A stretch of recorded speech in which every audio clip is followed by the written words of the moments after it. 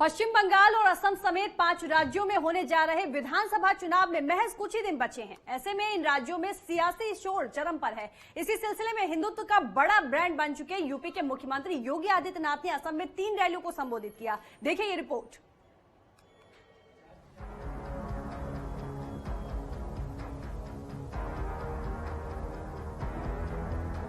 असम में चुनाव प्रचार आखिरी दौर में है। विधानसभा चुनाव को लेकर प्रचार जोरों पर है। असम की 126 सीटों पर 3 चरणों में चुनाव होना है। कांग्रेस जहां अपने गठबंधन को गेम चेंजर मान रही है, वहीं बीजेपी भी डबल इंजन वाली सरकार को दोहराने की तैयारी में है।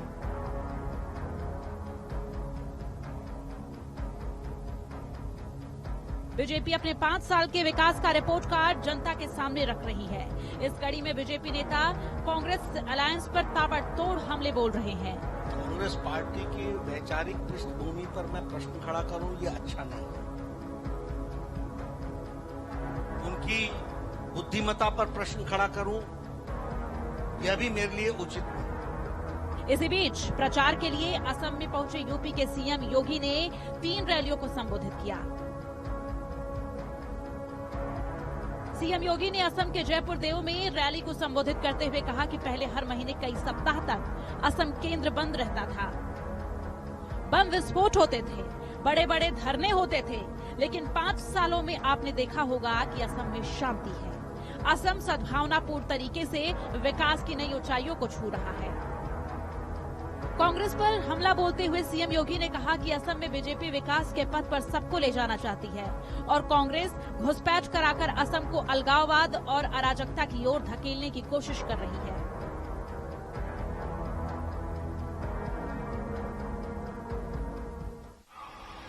पहले हर महीने कई सप्ताह तक असम के अंदर बंद रहता था, बम विस्फोट होते थे, आगजनी की घटनाएं घटित होती थी, बड़े बड़े धरने चलते थे। लेकिन विगत 5 वर्ष के दौरान आपने देखा होगा असम में शांति है, असम में सौहार्द है, असम सद्भावनापूर्ण तरीके से विकास की नई ऊंचाइयों को छू रहा है। असम के प्रत्येक नागरिक को जिनके पास अपने आवास नहीं, उन्हें आवास की सुविधा, जिनके पास राशन कार्ड नहीं, उन्हें राशन कार्ड की सुविधा, जिनके पास 5 लाख रुपए का स्वास्थ्य बीमा का कवर नहीं, उन्हें आयुष्मान भारत की स्वास्थ्य बीमा का कवर देने का, जिनके पास व्यक्तिगत शौचालय नहीं, उन्हें शौचालय उपलब्ध करवाने का कार्य भारतीय जनता पार्टी नेतृत्व की सर्बानंद सोनोवाल की सरकार ने असम के अंदर करने का कार्य किया है। बिना भेदभाव के सिलचर में सीएम योगी ने विरोधियों पर वार किया और बीजेपी के समर्थन में वोट की अपील की। यूडीएफ के साथ कांग्रेस का समझौता और कम्युनिस्टों के साथ कांग्रेस का समझौता इस बात को प्रदर्शित करता है कि भाजपा तो विकास के पथ पर असम को आगे ले जाना चाहती है, असम के प्रत्येक नागरिक के जीवन में खुशहाली लाना चाहती है, लेकिन कांग्रेस घुसपैठ करा करके एक बार फिर से असम को अलगाव और अराजकता की ओर धकेलने की कुत्सित चेष्टा का हिस्सा बनना चाहती है। इसके बाद बोरखोला में सीएम योगी ने जनसभा को संबोधित किया, जहां से उन्होंने विरोधियों पर जमकर निशाना साधा और बीजेपी के समर्थन में वोट की अपील की। भाइयों बहनों, मेरा सबसे विरोध होगा विकास और शांति। असम को एक नई पहचान दिलाने के लिए भारतीय जनता पार्टी के प्रत्याशी श्री अमरेंद्र दास को बरखोला विधानसभा क्षेत्र से भारी बहुमत से विजय दिलाने की अपील करता हूं। देश के 5 राज्यों में सियासी दलों ने चुनावी जंग फतेह करने के लिए पूरी ताकत झोंक दी है। बीजेपी असम की सत्ता बरकरार रखने और पश्चिम बंगाल में कमल खिलाने का पूरा जोर लगा रही है, जबकि कांग्रेस की उम्मीदें दक्षिण भारत में तमिलनाडु, केरल और पुडुचेरी में होने वाले विधानसभा चुनाव पर लगी है। Bureau report, network 10। असम में रैली के दौरान मुख्यमंत्री योगी आदित्यनाथ ने विरोधियों पर जमकर निशाना साधा। उन्होंने कहा कि कांग्रेस को जनता का जवाब है और खात्मे की ओर है। विकास सबका, सबका साथ, सबका विकास। विकास के पैमाने पर किसी के साथ भेदभाव नहीं, लेकिन विकास के नाम पर तुष्टीकरण भी नहीं, क्योंकि तुष्टीकरण की नीति ने ही तो भारत की अपूर्णीय क्षति की है। मैं देख रहा हूं, बांग्ला भाषी बोलने वाले बहुतायत लोग हैं और इन लोगों के पूर्वजों को कांग्रेस की सत्ता लोलुप राजनीति 1947 में विभाजन के कगार पर पहुंचाने के लिए मजबूर की थी। एक कांग्रेस की विभाजनकारी नीति आज देश को विभाजन के कगार पर पहुंचाई थी, अन्यथा बांग्लादेश और पाकिस्तान भी भारत का हिस्सा हुआ करता है।